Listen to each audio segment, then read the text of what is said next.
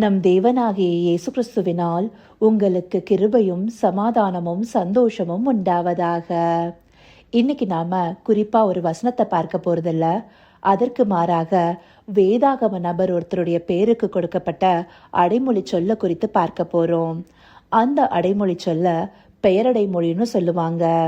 ஆங்கிலத்துல அட்ஜெக்டிவ்னு சொல்லுவோம் இல்லையா, ஒருத்தரை விவரிக்கக்கூடிய வார்த்தை. அந்த வார்த்தை யாரை குறிப்பிடுது, எங்க குறிப்பிடப்பட்டிருக்கு, அதன் அர்த்தம் என்னங்கிறது குறித்தெல்லாம் நம்ம பார்க்கலாம்.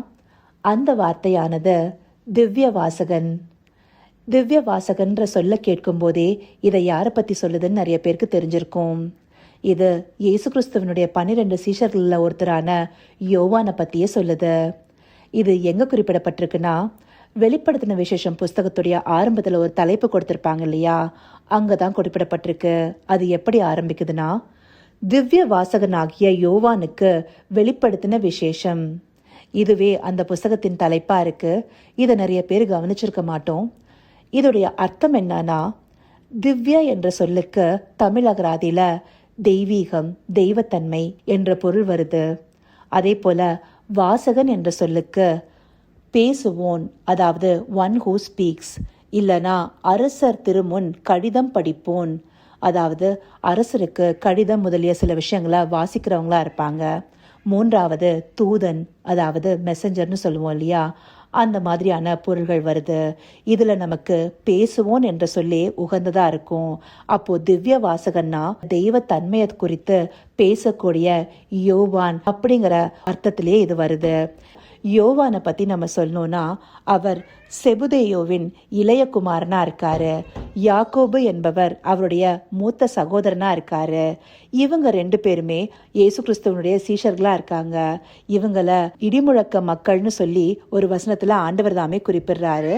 அது மார்க்கு 3வது அதிகாரம் 17வது வசனம். அது மாத்திரம் இல்ல, யோவான் பிரதான அப்போஸ்தலர்கள்ல ஒருவரா இருக்காரு. அவர் சுவிசேஷ புஸ்தகங்கள்ல ஒன்று எழுதியிருக்காரு, யோவான் சுவிசேஷ புஸ்தகம். அதே போல 3 நிருபங்களையும் எழுதியிருக்காரு. அவர் எழுதின சுவிசேஷ புஸ்தகம் தனித்துவமா இருக்கும். இயேசு கிறிஸ்துவ மற்ற 3 சுவிசேஷ புஸ்தகங்கள் காண்பிக்கிறத விட இது இன்னும் நமக்கு விளக்கமா காண்பிக்கும். அதே போல இவருடைய நிருபங்களும் தனித்துவம் வாய்ந்ததா இருக்கும். அது மாத்திரம் இல்ல, வெளிப்படுத்தின விசேஷத்தை எடுத்துட்டோம்னா அங்க அவருக்கு அநேக காரியங்கள் தனித்துவமா வெளிப்படுத்தப்பட்டிருக்கும். அப்படி தரிசனங்களை அவர் பார்த்திருப்பாரு. இந்த வெளிப்படுத்தின விசேஷத்தை ஆண்டவர் அவருக்கு பத்மு தீவுல வெளிப்படுத்துறாரு. அது மாத்திரம் இல்ல, மனுஷகுமார்னா இயேசு கிறிஸ்து இந்த பூமியில இருந்த போது யோவான் பார்த்திருப்பாரு. அதே இயேசு கிறிஸ்துவ உன்னத நிலையில ஆவிக்குள்ளாகி அவர் பார்க்கும்போது செத்தவனை போல் ஆனேன்னு சொல்லிட்டு வெளிப்படுத்தின விசேஷம் 1 அதிகாரத்துல சொல்லியிருப்பாரு.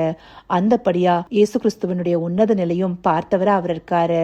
அவருக்கு வெளிப்படுத்தப்பட்ட காரியங்கள் இந்த உலகத்தின் கடைசி காலங்கள்ல நிகழக்கூடிய சில விஷயங்களை பற்றினதா இருக்கு.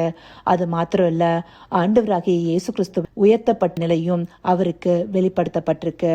அங்க ஆண்டவராகிய இயேசு கிறிஸ்துவுக்கு இருந்த பல பெயர்களும் நம்மளுக்கு வெளிப்படுத்தின விசேஷத்துல கொடுக்கப்பட்டிருக்கு.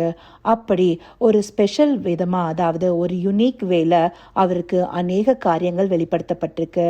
அந்தபடி அவர் இயேசு கிறிஸ்துவுக்கு பிரியமாக இருந்த ஒருத்தராகவும் இருக்காரு.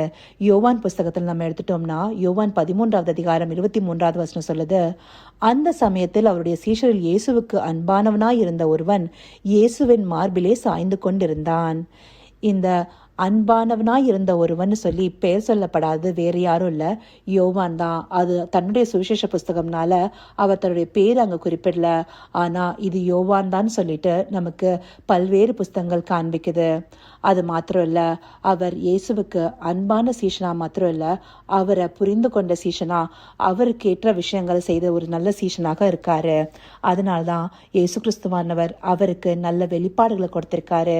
ஆவிக்குரிய காரியங்கள்ல அவருக்கு அடுத்த நிலைக்கு கூட்டிட்டு போயிருக்காரு. அப்படி யோவானை போல நாமளும் ஆவிக்குரிய நிலையில வளர்ந்தவர்களா, ஆண்டவருக்கு பிரியமானவர்களா இருக்கணுங்கிறத இன்னைக்கு வேத பகுதியை பார்த்து புரிந்து கொள்ளலாம். இதை காண்பித்த தேவனுக்கு நம்ம நன்றி செலுத்துவோமா? கர்த்தாவே, தேவாதி தேவனே, உமக்கே இந்த வேளையில் நன்றி செலுத்துகிறோம் ராஜா. திவ்ய வாசகனாகிய யோவானுக்கு நீங்க அநேக தரிசனங்களையும் வெளிப்பாடுகளையும் கொடுத்திருக்கீங்க ராஜா. அந்தப்படியான ஆவிக்குரிய நிலைக்கு செல்கிற அளவிற்கு அவரிடத்துல நீங்க அன்பு செய்திருக்கீங்க ராஜா. அந்தப்படி நாங்களும் உமக்கு பிரியமாய் நடந்து கொண்டு உம்முடைய வார்த்தைகளை கை கொண்டு அப்பா, உம்முடைய வெளிப்பாடுகளையும் ஆவிக்குரிய காரியங்களை ஆராய்ந்து அறிந்து கொள்கிறவர்களாக இருக்கணும் ராஜா. எங்களிடத்திலும் உம்முடைய தனித்துவம் காணப்படணும் ராஜா. அதற்காய் இந்த நாள்ல எங்களையும் நாங்கள் உங்களிடத்துல ஒப்பு கொடுக்கிறோம் தகப்பனே. அப்படியே நீங்க எங்களை நடத்த போகிற தயவிற்காய் நன்றி. சகலவித துதி மகிமை கனம் யாவும் ஒருவருக்கே செலுத்துகிறோம். இயேசு கிறிஸ்துவின் மூலமாய் வேண்டிக் கொள்கிறேன் பிதாவே. ஆமென், ஆமென்.